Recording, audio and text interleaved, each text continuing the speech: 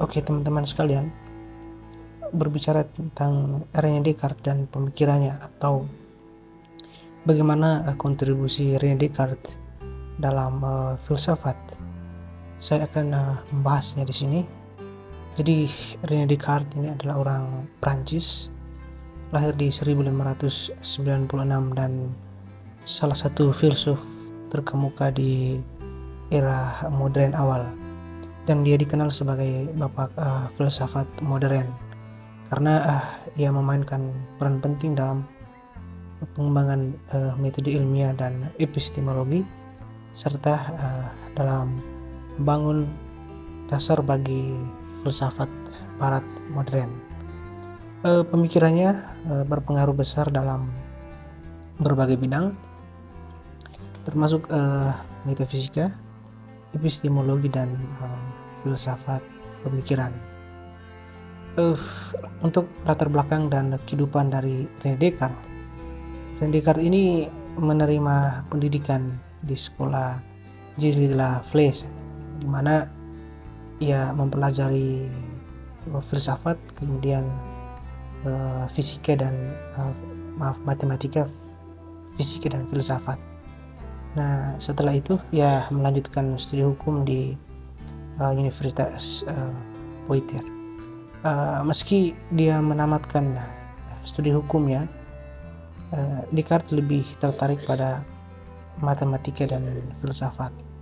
Dan pada tahun 1618 ia bergabung dengan tentara Belanda sebagai tentara bayaran, di mana ia menemukan dedikasinya terhadap matematika dan filsafat. Pada tahun 1620-an Descartes mulai melakukan perjalanan di seluruh Eropa dan berinteraksi dengan berbagai pemikir. Dan dari pengalaman-pengalamannya itu pada akhirnya mempengaruhi pandangannya terhadap sains dan filsafat.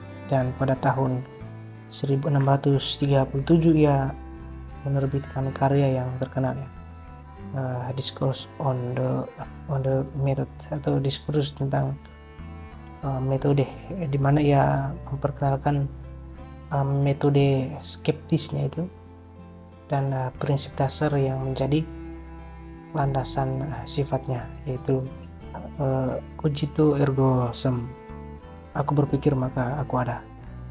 Nah, berkaitan dengan epistemologi dan metode skeptisnya tadi, filsafat Descartes itu berpusat pada pencarian dasar yang pasti dan tidak terbantahkan untuk pengetahuan. Ia memulai dengan skeptisisme radikal, yaitu meragukan semua pengetahuan yang diperoleh dari pengalaman dan indera. Nah, melalui metode skeptisnya itu, ia berusaha untuk menemukan sesuatu yang tidak bisa diragukan. Descartes mendapati bahwa satu-satunya hal yang tidak bisa ia ragukan adalah keraguannya sendiri, yang menunjukkan keberadaannya sebagai pemikir, yaitu cogito ergo sum tadi. Nah, pemikiran tersebut kemudian menjadi dasar atau fondasi dari epistemologinya.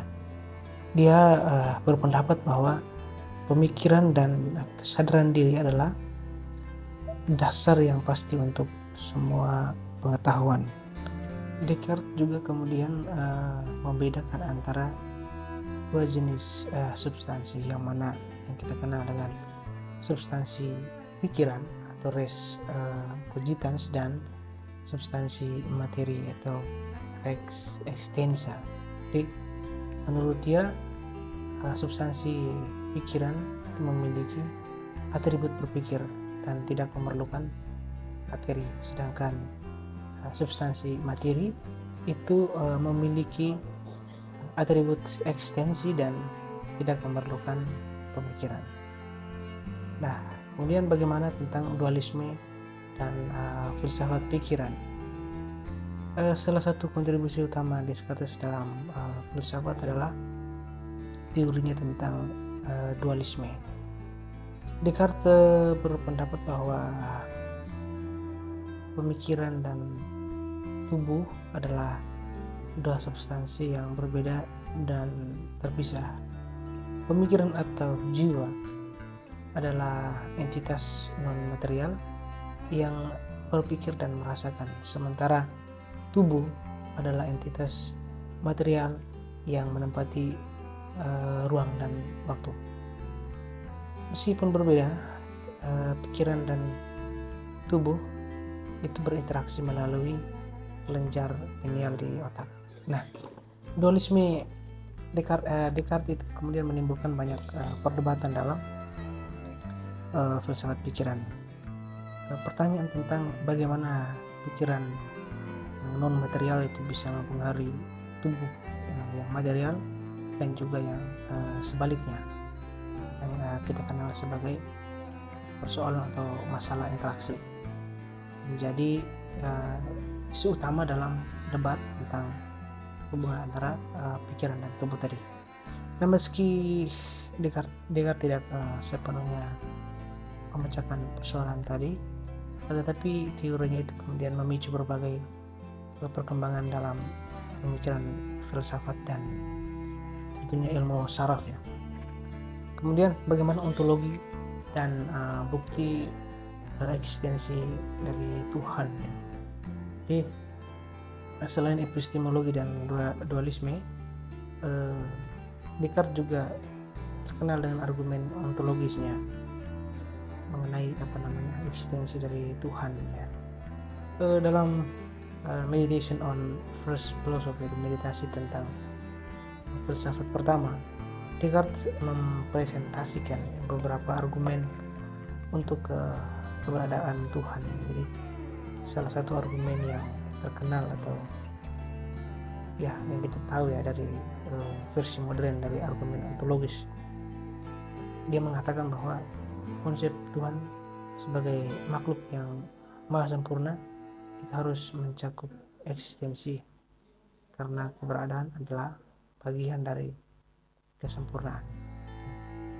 Descartes juga mengajukan argumen kausalitas, yaitu bahwa ide tentang Tuhan yang sempurna tidak bisa berasal dari dirinya yang tidak sempurna, sehingga harus ada Tuhan yang menciptakan ide tersebut.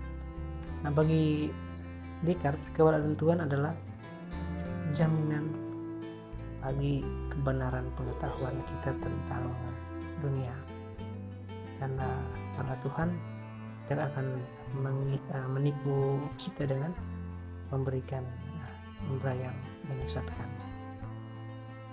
Kemudian bagaimana kaitan dengan metode ilmiah dan kontribusi dalam matematik? Pemikiran Descartes tentang metode ilmiah itu juga sangat pentingnya. Dalam Discourse on the Net, ia mengusulkan bahwa metode berpikir yang melibatkan keraguan sistematis, analisis, sintesis, dan enumerasi atau pemeriksaan kembali ya. Jadi metode ini kemudian dirancang untuk meminimalkan kesalahan dan mencapai sesuatu yang disebut dengan kepastian. Nah, prinsip-prinsip ini kemudian menjadi dasar bagi metode ilmiah modern dan yang menekankan pada observasi, eksperimen, dan verifikasi. Nah, selain itu, Descartes juga memberikan kontribusi besar dalam matematik contohnya ya. Ia mengembangkan geometri analitik yang menggabungkan aljabar dan geometri dalam karyanya La Geometrie. Kemudian Descartes menunjukkan bagaimana masalah geometri itu bisa diselesaikan menggunakan persamaan aljabar. Dan pendekatan ini memungkinkan representasi grafis dari fungsi dan memberikan dasar bagi kalkulus diferensial dan integral yang kemudian dikembangkan oleh Isaac Newton dan Gottfried Wilhelm Leibniz. Lalu bagaimana pengaruh dan warisannya? Jadi pemikiran Descartes memiliki dampak yang mendalam dan luas dalam berbagai bidang. Dalam filsafat dualisme ya, itu kemudian mempengaruhi perdebatan tentang pikiran dan tubuh sampai dengan saat ini. Epistemologinya yang menekankan kepada rasionalitas dan skeptisisme sistematis, itu kemudian membentuk dasar bagi rasionalisme modern dan teori pengetahuan. Metode skeptis dan argumen untuk keberadaan Tuhan yang diajukan Descartes kemudian menjadi bahan diskusi yang kaya dalam biologi dan filsafat. Bahkan dalam ilmu pengetahuan, metode ilmiahnya itu mempromosikan pendekatan analitis dan empiris yang menjadi standar dalam penelitian modern. Geometri analitiknya kemudian membuka jalan bagi perkembangan matematika dan fisika, kemudian mempengaruhi cara kita untuk memahami ruang, gerak, dan alam semesta. Tetapi pemikiran dari Descartes juga mendapat kritik. Dualisme substansinya kemudian dianggap problematik karena sulit menjelaskan bagaimana pikiran non material itu dapat mempengaruhi tubuh material. Selain itu, skeptisisme radikalnya meskipun bermanfaat dalam menemukan dasar pengetahuan yang pasti, tetapi kadang dianggap mengarah pada solipsisme, pandangan bahwa hanya pikiran sendiri yang bisa diketahui, pasti ada gitu. Jadi ada pandangan bahwa hanya pikiran sendiri yang bisa diketahui, pasti ada. Jadi kesimpulannya bahwa René Descartes ini adalah tokoh penting dalam sejarah filsafat dan ilmu pengetahuan. Dengan metode skeptisnya, dia menetapkan dasar bagi banyak perkembangan dalam epistemologi dan metafisika. Teori dualisme tentang pikiran dan tubuh itu kemudian membuka jalan bagi perdebatan panjang dalam filsafat pikiran. Sementara itu, kontribusinya dalam matematika dan metode ilmiah telah mengubah cara pandang kita terhadap penelitian dan pengetahuan. Pikiran Descartes juga mengajarkan pentingnya keraguan dan pemeriksaan kritis dalam pencarian kebenaran. Prinsip-prinsip itu terus relevan dan mendorong perkembangan intelektual dan ilmiah yang berkelanjutan di dunia modern. Nah, meskipun pandangan dan teorinya tidak tanpa kontroversi, tetapi pengaruhnya terhadap filsafat dan sains tetap signifikan dan akan terus dipelajari serta dibahas dalam berbagai disiplin keilmuan, disiplin ilmu.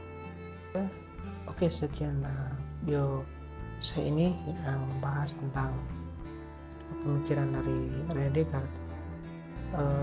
Kurang lebih seperti itu, dan sampai jumpa lagi di pembahasan yang lainnya.